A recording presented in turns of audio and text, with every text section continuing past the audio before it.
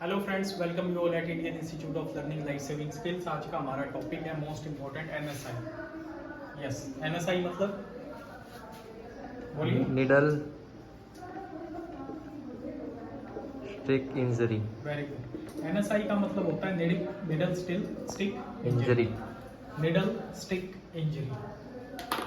ये हमारी निडल है, ओके। स्टिक इंजरी, ठीक है। फिंगर को मोस्ट कॉमन ये इंजरी हमारी करती है। एनएसआई हेल्थ केयर प्रोफेशनल्स जो हॉस्पिटल में काम करते हैं, डायरेक्टली इनडायरेक्टली इंजेक्शंस देते हैं, यूज करते हैं इंजेक्टेबल्स का। स्पेशली सबसे ज़्यादा needle stick injury most common है हॉस्पिटल के अंदर। और सबसे ज़्यादा कौन सा हेल्थ केयर प्रोफेशनल इसमें अफेक्टेड होता है? Nursing staff. कौन? Nursing staff. नर्सिंग स्टाफ, क्योंकि नर्सिंग स्टाफ होता है वो सबसे ज़्यादा पेशेंट की मेडिकेशंस करता है। इंट्रामस्कुलर हो गया, इंट्रावीनस हो गया, सबक्यूटेनियस इंजेक्शन हो गया, ठीक है। कोई भी इंजेक्टेबल वो दे रहा है।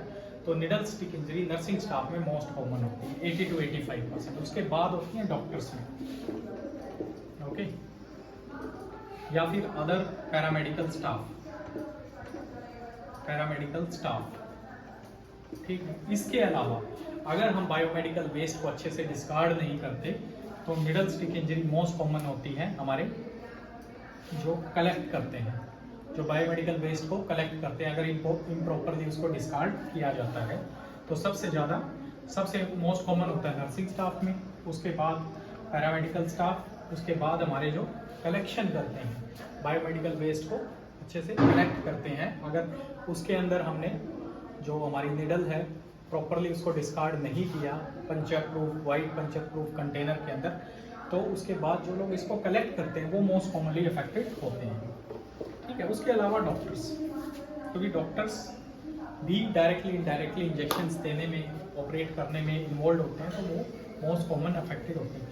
निडल स्टिक इंजरी में सबसे ज़्यादा मोस्ट कॉमन स्प्रेड जो इन्फेक्शन है वो है हेपेटाइटिस बी वायरस। क्या है? Hepatitis B virus. उसके बाद है हेपेटाइटिस सी वायरस, और उसके बाद क्या है? HIV।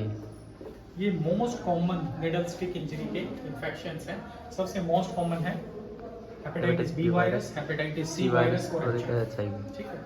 कई बार क्या होता है, कई पेशेंट्स जो आते हैं रूटीन में ये टेस्ट नहीं होते, इनको हम बोलते हैं ट्रिपल एच या वायरल मार्कर। क्या बोलते हैं? ट्रिपल एच या वायरल मार्कर। ट्रिपल एच क्यों बोला जाता है? क्योंकि ये 3 H हैं, बी वायरस, सी वायरस और 1 and 2, HIV 1 and 2, ओके। इनको बोला जाता है ट्रिपल टैग। अच्छा, हॉस्पिटल में जितने भी पेशेंट एडमिट होते हैं एक्सेप्ट ICU या एक्सेप्ट जिनकी सर्जरी होनी होती है, सभी के ये टेस्ट नहीं होते। सपोज करो कोई पेशेंट फीवर के लिए एडमिट है, कोई पेशेंट पेन एब्डोमेन के लिए एडमिट है, तो उसका अगर ऑपरेशन नहीं होना तो ये टेस्ट यूजुअली रूटीन में नहीं होते। और रूटीन में नहीं होते तो हमें पता नहीं चलता पेशेंट इससे इन्फेक्टेड है या नहीं है। तो एक्सीडेंटली निडल स्टिक इंजरी के चांसेस बढ़ जाते हैं, और उसके कारण ये इन्फेक्शन जो मोस्ट कॉमन है स्प्रेड हो जाते हैं हेल्थ केयर प्रोफेशनल्स के अंदर, ठीक है। तो इसमें मोस्ट इंपॉर्टेंट 2 चीजें हैं निडल स्टिक इंजरी में, कैसे इससे बचा जा सकता है। सबसे पहले है no recap policy. No recap policy, ये पॉलिसी होती है। नो रिकैप का मतलब यहाँ पे दिखाइए आप। सपोज करो मैंने किसी को इंजेक्शन लगाया, मैंने इंजेक्शन लगा दिया इंट्रावीनस, ये इसकी कैप है, ये निडल है, ये हमारी सिरिंज। अब हम जब मोस्ट कॉमन इसको रिकैप करते हैं तो उस टाइम पे सबसे ज़्यादा स्टिक इंजरी के चांसेस होते हैं, okay.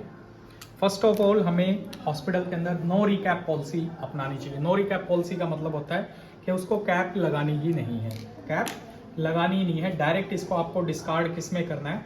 White puncture proof container में। किस में? वाइट पंचर प्रूफ कंटेनर होता है, उसके अंदर आपको इसको डिस्कार्ड करना होता है। इफ़ एट ऑल किसी सर्कमस्टांसेस में आपके पास ये अवेलेबिलिटी नहीं है तो कैसे आपको रिकैप करना है, कैसे आपको इसको कैप लगानी है?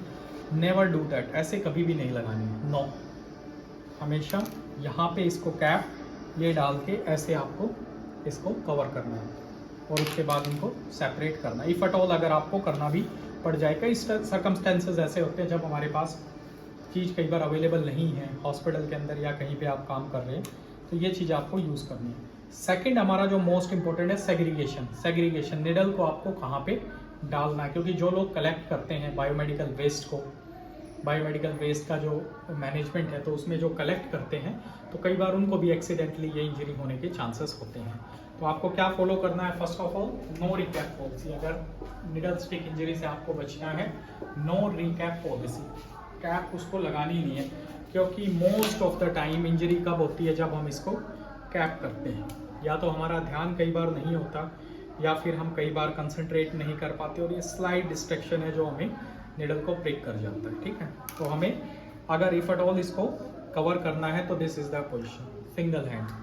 सेकंड हैंड आपको यूज ही नहीं करना है, this is the way. See look at, ये है, आपने लिया इंजेक्शन लिया, पेशेंट को इंजेक्शन लगाया, ठीक है, या फिर आपने ब्लड सैंपल लिया, उसके बाद single hand technique, single hand आपको यूज करना है, this is the way. Okay, उसके बाद very less chances of injury. So thank you very much. Keep connected with Indian Institute of Learning Life Saving Skills for health updates and learning life saving skills. Thank you.